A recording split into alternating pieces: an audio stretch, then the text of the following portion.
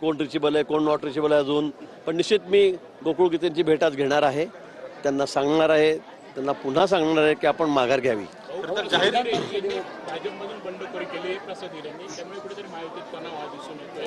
कारण गणेश गीतेंनी माघार घेतली, प्रसाद हिरे हे रिंगणात आहेत. बघू, मी दोघांनाही भेटणार आहे.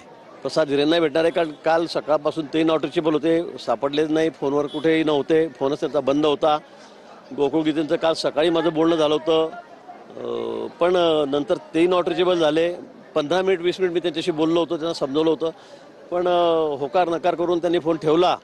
मला वाटलं होतं की ते माघार घेतील, परंतु त्यांनी शेवटी मग ते भेटलेच नाही, नॉट रिचेबल होते. आज मी देखील दोघांना या ठिकाणी भेटणार आहे आणि त्यांना पुन्हा सांगणार आहे की आपण दोघांनी जाहीर माघार घ्यावी. आपण 17 पैकी 6 जागा बिनविरोध हो हो 17 पैकी 6 जागा बिनविरोध झालेल्या आहेत. आता 11 जागेवर निवडणूक आहे. मी पुन्हा सांगेल की 17च्या 17 जागा या महायुतीच्या ज्या ठिकाणी निवडून येतील.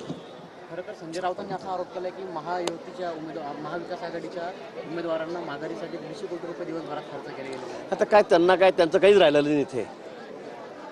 आठी गेली पोथी गेलेली आहे. त्यांना बडबड करण्याशिवाय काही दुसरा उद्योग राहिलेला नाही आहे. मी त्यांना म्हटलं 17 पैकी एखादं निवडून आणा, तिकडे मेहनत करा, पण ते फक्त बोलण्यावरच मेहनत करतात.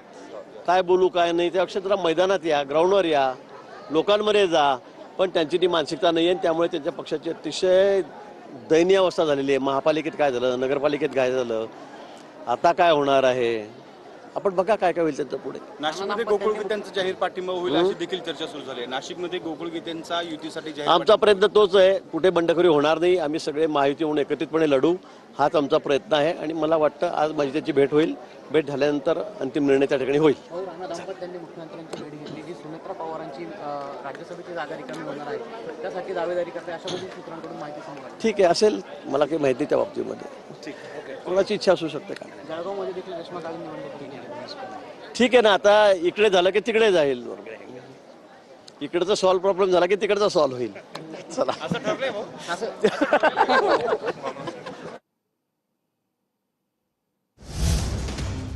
तर गोकुळ गीतेंची आज भेट घेणार असल्याचं गिरीश महाजन यांनी या दरम्यान म्हटलेलं आहे.